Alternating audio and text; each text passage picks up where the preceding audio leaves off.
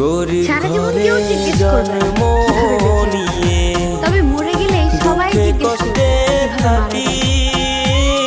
ঝগড়ার পর যে প্রথমে কথা বলে সে নির্লজ্জ নয়, তার কাছে সম্পর্কটার মূল্য সবচেয়ে বেশি।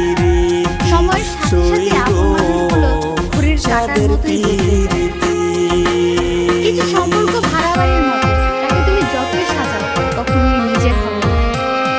লবণ ছাড়া রান্না যেমন স্বাধীন, বিশ্বাস ছাড়া সম্পর্ক তেমন মূল্যহীন।